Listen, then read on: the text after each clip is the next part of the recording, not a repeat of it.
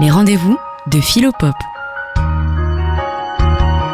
C'est les rendez-vous de Philopop sur Westrack Radio. Bonjour à tous les auditeurs de Westrack Radio.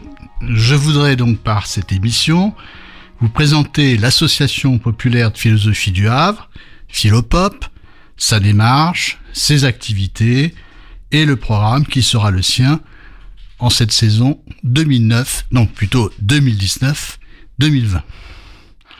Alors d'ores et déjà, vous pouvez prendre connaissance de toutes ces informations en consultant le site internet de Philopop, dont vous trouverez facilement le lien grâce au podcast de cette émission sur Westrack Radio.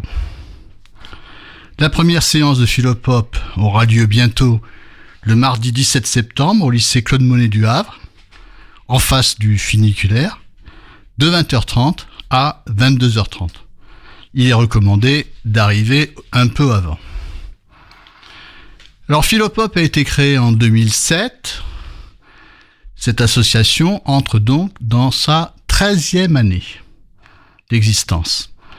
Et comme je l'ai dit, c'est une association populaire.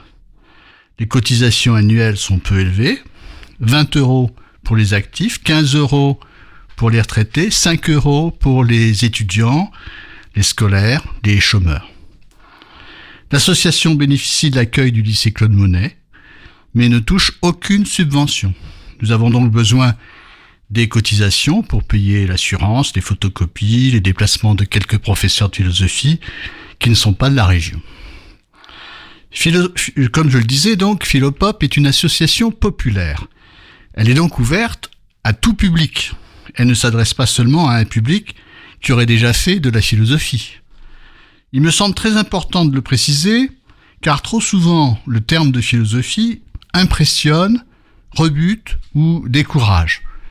On s'imagine qu'il faut avoir un don particulier pour faire de la philosophie.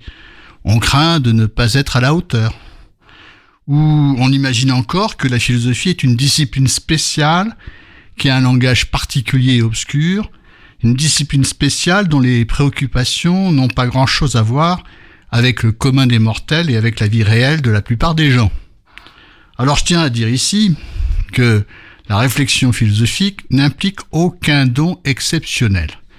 Tout homme peut faire de la philosophie, dans la mesure où chaque homme dispose de cette aptitude à penser, qui est commune d'ailleurs à tous les hommes, que l'on appelle la raison. N'en tirons pas démagogiquement la conclusion que les hommes sont tous spontanément philosophes. Il ne suffit certes pas d'être capable de penser pour penser vraiment.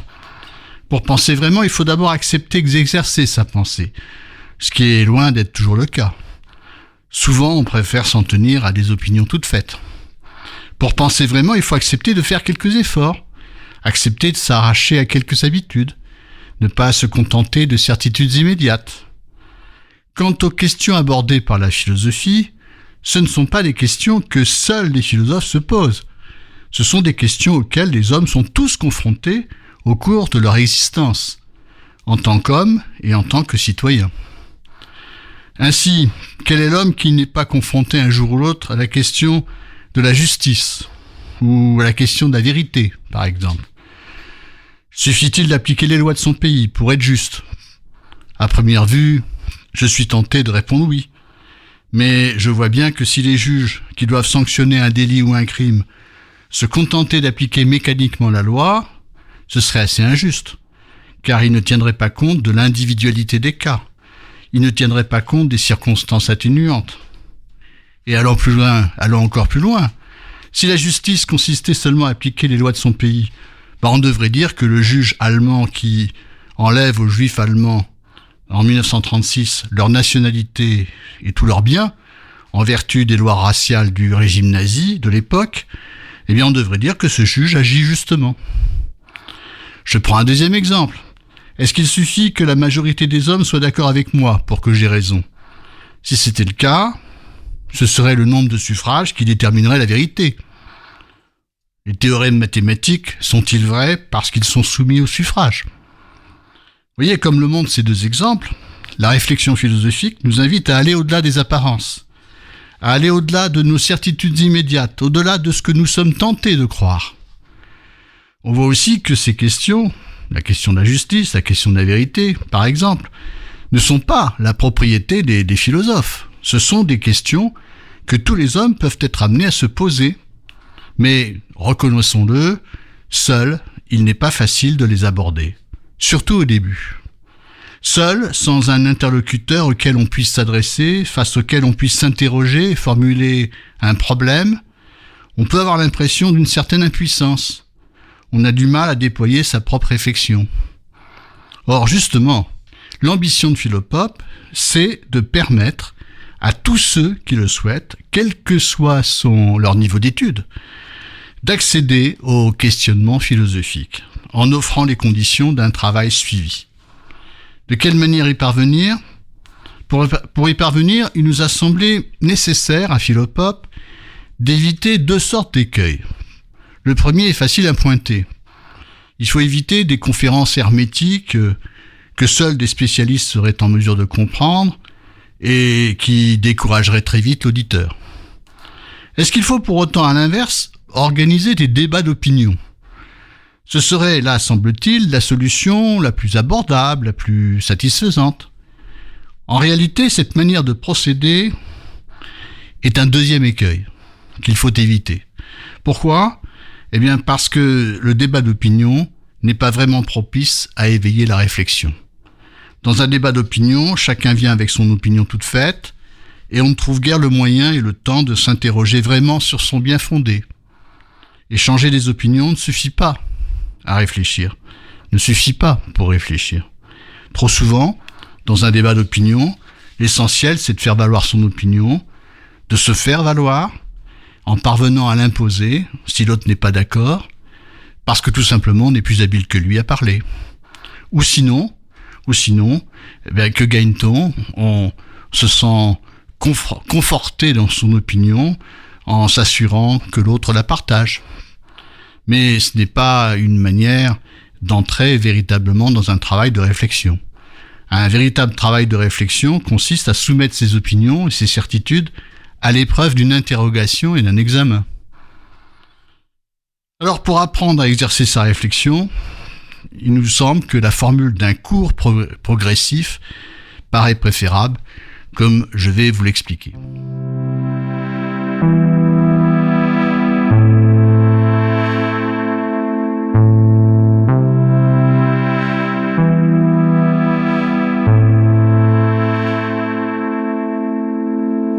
Can you feel the vibration waving through me? Another kind of sensation. Say, can you see how I operate now?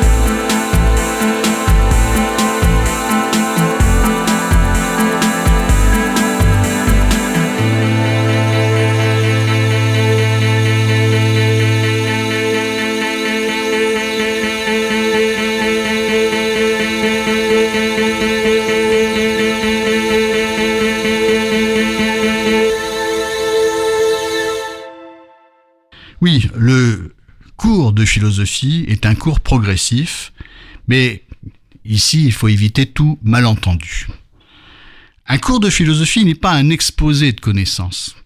Il ne doit pas consister à exposer ce que des philosophes ont déjà dit, à s'abriter derrière ce qu'ils ont dit, comme s'il s'agissait de soumettre sa pensée à leur autorité, comme si la réflexion philosophique qu'ils ont produite n'était qu'une somme d'opinions savantes. Un cours philosophique n'enseigne pas des doctrines. Il montre d'abord comment l'examen de telle ou telle notion, je reprends les notions de justice ou de vérité, comment l'examen de telle ou telle notion conduit à formuler un problème, comme on l'a vu tout à l'heure. Je reprends un exemple. Par exemple, si je n'ai pas raison du seul fait que la majorité des hommes disent la même chose que moi, si une majorité peut se tromper et avoir tort, à quoi peut-on reconnaître la vérité ? C'est le problème qu'on peut dégager ici tout simplement par la réflexion. Dans cet effort de réflexion, je peux être aidé par la lecture d'un grand philosophe. Cette lecture n'a aucun intérêt s'il s'agit seulement de citer ce philosophe, s'il s'agit d'en parler comme s'il n'avait donné qu'une simple opinion.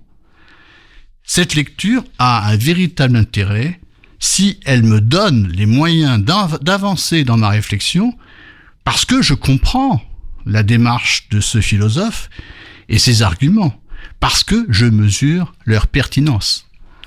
Si j'étais seul, il me serait difficile d'apprendre à penser vraiment par moi-même.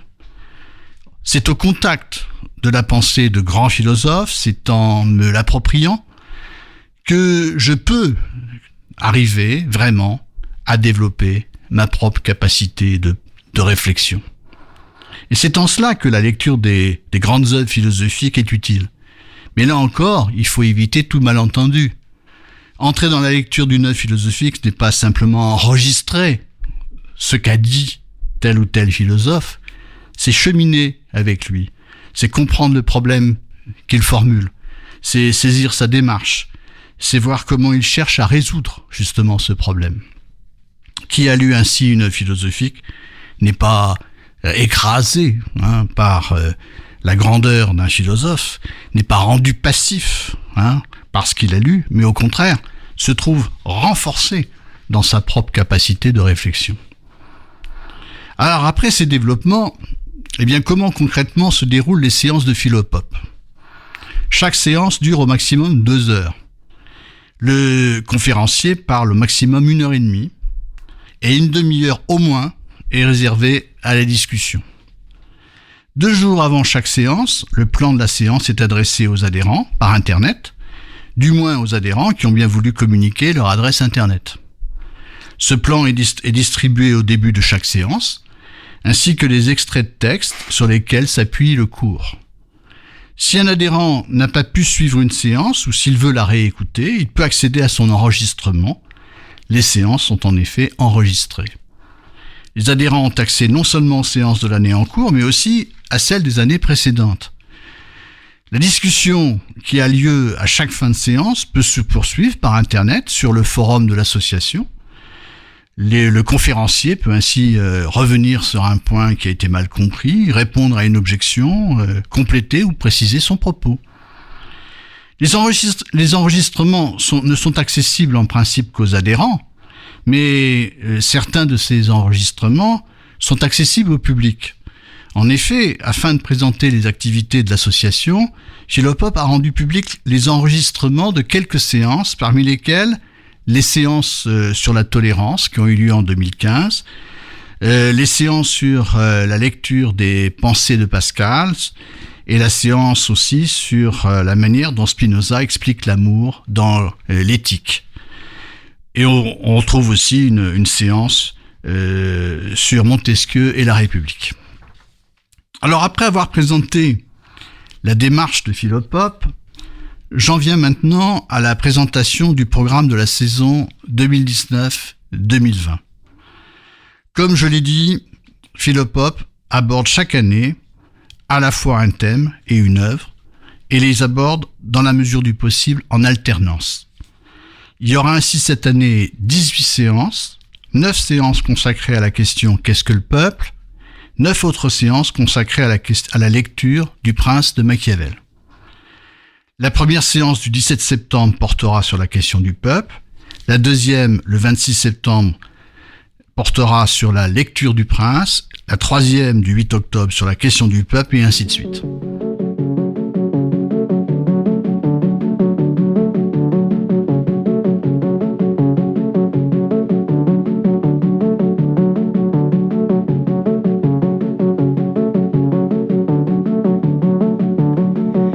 You feel my anger radiate,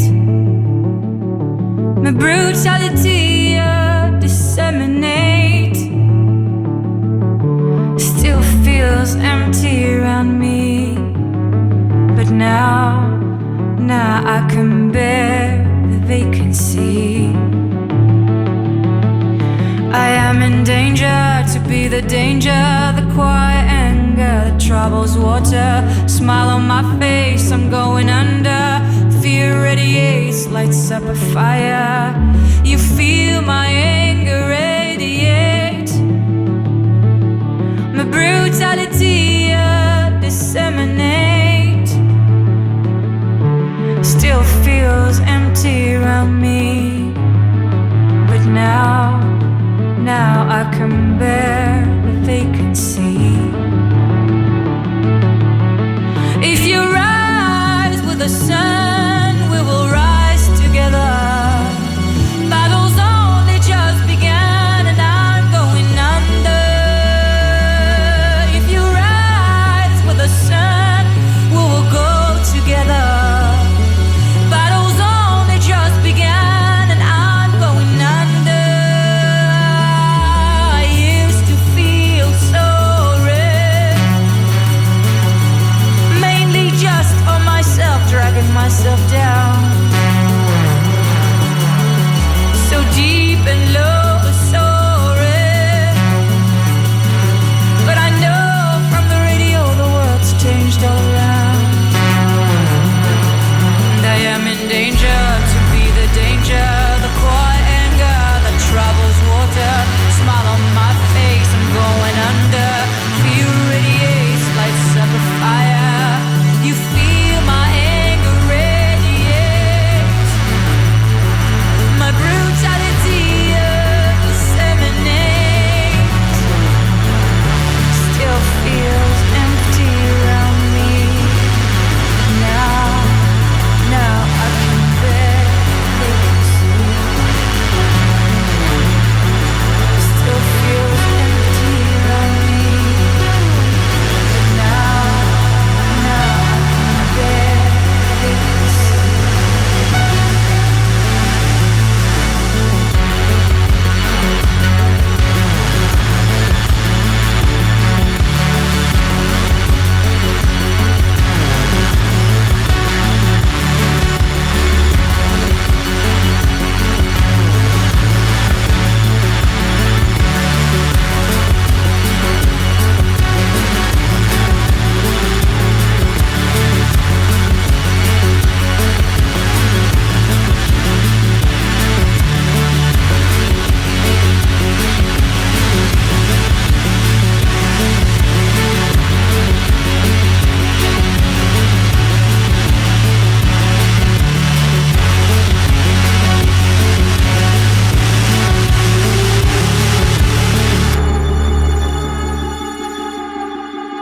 Alors quelques mots sur le programme de la saison 2019-2020. Le thème d'abord, qui est constitué par la question « Qu'est-ce que le peuple ?»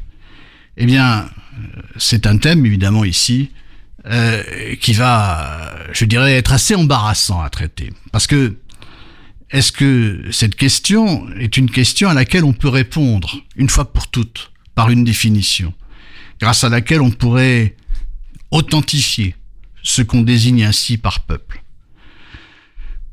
Il suffit d'être attentif à l'actualité politique pour se rendre compte que le peuple est une notion controversée, dont la définition est souvent l'enjeu de positions politiques antagonistes. Ainsi, le peuple désigne-t-il les hommes rassemblés qui manifestent tous les samedis dans la rue, comme les gilets jaunes, et interpellent les gouvernants en leur rappelant que le peuple, ce ne sont pas justement les gouvernants, mais c'est eux, ceux qui protestent dans la rue? Ou Le peuple désigne-t-il seulement l'ensemble des électeurs qui se sont donnés par leur vote des représentants et des gouvernants, comme ne se fait pas faute de le rappeler ces gouvernants eux-mêmes. Alors une réflexion philosophique ne doit préjuger d'aucune évidence. Il faut admettre que la notion de peuple est embarrassante, qu'elle est difficile à cerner, car elle peut avoir plusieurs sens. On en appelle volontiers au peuple, on prétend parler et agir en son nom, mais de quel peuple s'agit-il ? Et plus radicalement encore, on peut se demander si ce qu'on désigne comme le peuple est quelque chose qui existe vraiment. Une foule, une multitude d'hommes rassemblés ne fait pas un peuple. Aussi, comment expliquer qu'à un moment donné, cette multitude soit désignée ou puisse se désigner elle-même comme un peuple ? Et qu'est-ce que cela veut dire ? Comment expliquer, par exemple, qu'on ait pu dire que le peuple de Paris se soit mobilisé pour prendre la Bastille le 14 juillet 1789 ? Qu'est-ce que le terme de peuple ajoute à la réalité de cette masse, de cette foule d'hommes qui prennent la Bastille ?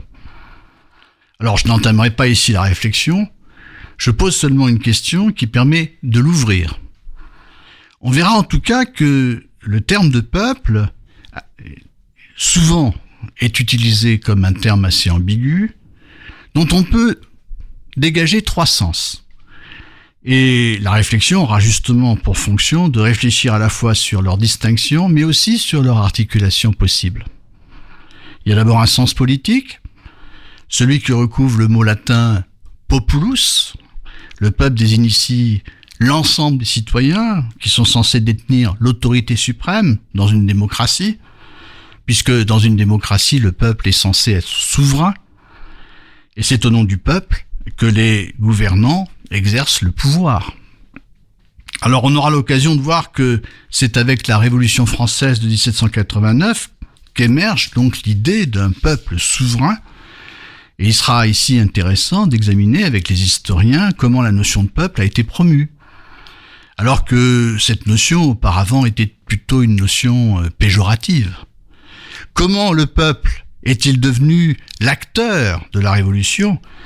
Et comment a-t-il pu être proclamé comme le sujet qui détient désormais l'autorité suprême ? La lecture du contrat social de Rousseau pourra être aussi un moment important de la réflexion. Mais je n'en dirai pas plus. Il y a ensuite le sens social du terme de peuple. Le peuple désigne ici la plèbe, le bas peuple, les classes populaires, etc. Et ce sens est très souvent péjoratif. En tout cas, c'est le sens qui a longtemps prévalu jusqu'à la Révolution française. Le sens qu'on donnait à ce mot de peuple était essentiellement un sens social, pour qualifier, disons, le bas peuple. Ce peuple, donc, c'est la partie inférieure de la société. Ce n'est pas le tout de la communauté politique. Et ce peuple, qui est souvent objet de mépris, on l'appelle parfois la populace. Alors cette partie inférieure de la société, c'est la partie la plus nombreuse, et selon aussi les auteurs qui en ont longtemps parlé, c'est aussi celle qui est censée être la moins capable de raisonner, la moins capable de se maîtriser, celle qui se laisse volontiers aller aux passions. Alors ici, une lecture sera très intéressante, qui permettra d'illustrer cette façon de voir. C'est la lecture de la République de Platon, qui est très instructive. Platon, philosophe de l'Antiquité, est un critique de la démocratie. Pourquoi est-ce un mauvais régime, la démocratie ? Parce que le peuple est incompétent, incapable de gouverner. Et pour Platon, une expression comme le pouvoir du peuple ne peut absolument avoir aucun sens. Et puis vous avez un troisième sens, le sens ethnologique, où ici peuple est synonyme de nation. Il désigne une communauté qui s'affirme par son identité culturelle, celle qui s'est forgée autour d'une langue, d'une religion commune, ou encore autour d'un certain nombre de traditions partagées. Alors dans sa forme la plus extrême, cette notion peut aller vers un sens ouvertement raciste. C'est ce que vous voyez par exemple dans la conception raciste du peuple qui régnait sous le régime nazi. Mais je n'en dirai pas plus. J'en viens maintenant au Prince de Machiavel, qui sera l'œuvre étudiée. Alors, comme ce texte a été écrit en italien par Machiavel, j'invite tous ceux qui viendront aux séances de Philopop à se munir de la même traduction. C'est préférable, hein, c'est plus utile. Je recommande l'édition du livre de poche, qui est de bonne qualité et qui n'est pas cher, puisque le livre coûte 4,60 €. Pour ceux qui veulent aller plus loin, j'indique aussi l'édition bilingue français-italien, qui se trouve aux presses universitaires de France, mais elle est nettement plus chère, elle coûte 16 €. Et puis enfin, on trouvera dans la collection bouquins chez Robert Laffont un ouvrage qui regroupe les œuvres politiques de Machiavel, parmi lesquels il y a Le Prince, mais aussi d'autres grands textes comme le discours sur la première décade de Tite-Live et puis aussi les histoires florentines. Alors, quelques mots sur Le Prince. Alors, on prête souvent à Machiavel, alors j'indique d'abord ses dates de naissance et de mort, 1469, 1521 je crois, c'est ça, ou 27, je sais plus. Bon, peu importe. On lui prête souvent la doctrine du machiavélisme, que l'on résume d'ailleurs par la formule « la fin justifie les moyens ». Et selon cette doctrine, Machiavel conseillerait aux gouvernants une attitude cynique qui consiste à n'avoir aucun scrupule, à utiliser tous les moyens, y compris les plus crapuleux, pour arriver à leur fin. C'est là en fait une présentation très appauvrie et déformante de la pensée de Machiavel, comme on le verra. La lecture du Prince nous permettra en tout cas de sortir de cette idée reçue. Et de même que le rousseauisme n'a pas grand-chose à voir avec Rousseau, l'épicurisme avec Épicure, au fond, le machiavélisme n'a pas non plus grand-chose à voir avec Machiavel. Et c'est pourquoi il faut lire les philosophes, et ne pas seulement se contenter de ce qu'on dit sur eux. Le Prince est surtout une réflexion sur le pouvoir politique.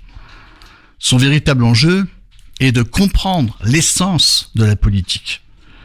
Ainsi, par exemple, comment acquérir le pouvoir politique?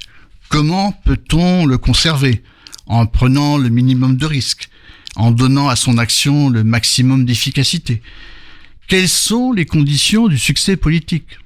Voilà les questions que se pose Machiavel dans Le Prince. Et on verra ainsi que si la politique ne peut pas être l'affaire de bons sentiments, elle ne peut pas pour autant négliger la question de la morale, ou plus exactement la question de la réputation morale du gouvernant, ce gouvernant que Machiavel appelle le prince. La politique est un art qui doit surtout cerner les rapports de force en présence. C'est un art qui doit jouer sur les passions humaines et qui doit savoir en tenir compte. Enfin, comme on le verra encore, la réflexion de Machiavel est inséparable de son action d'homme d'État. Il fut un homme d'État. Il a exercé des fonctions politiques et même diplomatiques pendant 14 ans, de 1498 à 1512, pour le compte de la République de Florence. Aussi, l'œuvre de Machiavel ne peut pas être comprise si on ne tient pas compte du contexte politique dans lequel elle a été écrite. Ce contexte, c'est celui de l'Italie, de la Renaissance, qui se trouve divisée en petites cités et exposée à la rapacité des grandes puissances que sont surtout à cette époque les monarchies françaises et espagnoles.